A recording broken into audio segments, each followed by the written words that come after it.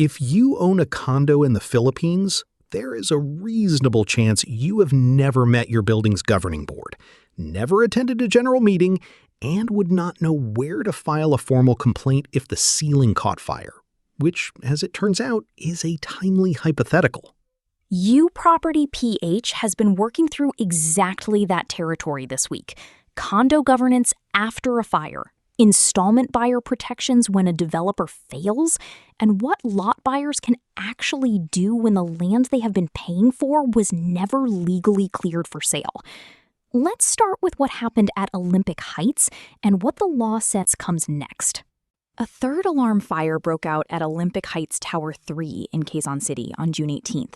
And the question the Post takes up is not what happened during the fire. It is what the law requires to happen after and who is responsible for making it happen. The Post draws a line that most residents never think about. The fire started in a rubbish area, which is common space, and that changes the accountability frame entirely. Here's how the Post puts it. No formal record is created, no board is compelled to respond, and no regulator is notified. The complaint lives in a thread and dies there. That is the pattern the Post is describing.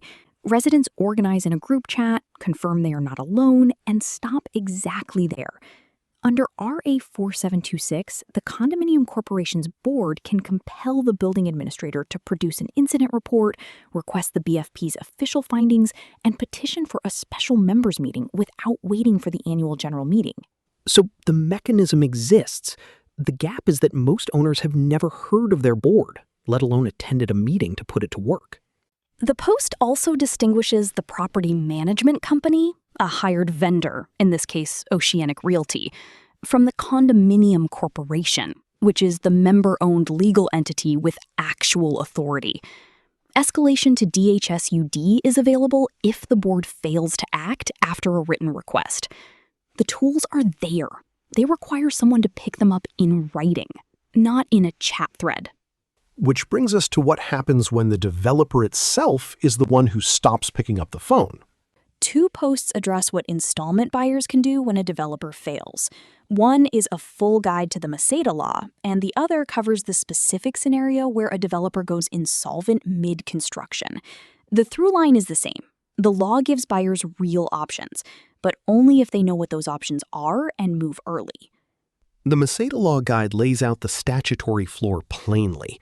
After 2 years of installments, a developer cannot simply declare payments forfeited.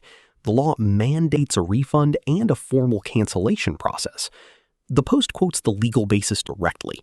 The actual cancellation of the contract shall take place after 30 days from receipt by the buyer of the notice of cancellation or the demand for rescission of the contract by a notarial act. So an email does not satisfy that requirement. A text message does not. The Supreme Court confirmed in Philinvest Land v. Zafra Orbe that the notarial act is mandatory.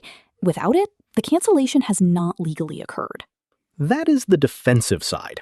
The insolvency post is about what happens when the cranes stop moving and the developer's hotline just rings out. That post is direct about the buyer's legal position. Signing a contract to sell made you the holder of a contractual right to become an owner, not the owner yet.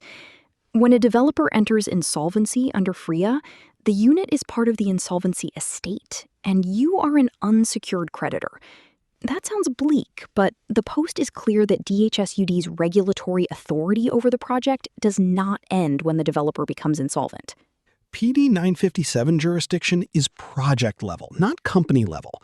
The regulator stays in the picture through receivership and any eventual resolution, which means filing a DHSUD complaint is not something you do after things settle. It is something you do the moment the evidence is there. The Post is also specific about sequencing mistakes. Stopping payments before filing a complaint hands the developer a procedural advantage. The cancellation clock starts regardless of whether the developer has already failed to deliver. The correct order is file first, then make an informed decision about payments. And the group chat, once again, creates no regulatory record and compels no response from anyone. The Maceda Law creates the right. The paper trail, contracts, official receipts, written communications, the license to sell number, is what makes it enforceable in an insolvency proceeding. Speaking of licenses to sell, what if there was never one to begin with? The third post covers a scenario that is more common than the industry acknowledges.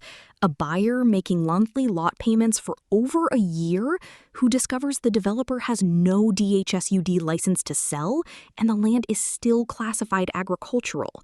The post's framing is precise. A developer can be fully registered with BIR, DTI, and SEC and still be committing a PD 957 violation with every payment you make. Checking company registration confirms the entity exists. It says nothing about whether that entity is authorized to sell a specific parcel as a subdivision project. The license to sell is project-specific, issued by DHSUD and invisible to a BIR or SEC search. Where no LTS exists, PD 957 gives DHSUD authority to order a full refund of all payments made, a stronger remedy than the Maceda Law's 50% cash surrender value floor. The post also covers the eFOI escalation path at foi.gov.ph for when DHSUD and DAR regional offices do not respond, which carries a legal response obligation that agencies cannot ignore. The paperwork you have, even informal acknowledgement receipts, is admissible evidence. The time to organize it is before the developer knows a complaint is coming. The thread across all of this is the same. The legal framework exists, the enforcement mechanisms are real, and the gap is almost always information. Residents who do not know their board has authority, buyers who do not know their refund is statutory, lot purchasers who did not know to check the license to sell. Awareness turns out to be load-bearing. Next time, we will see what else is sitting in the gap between what the law provides and what buyers actually know to ask for.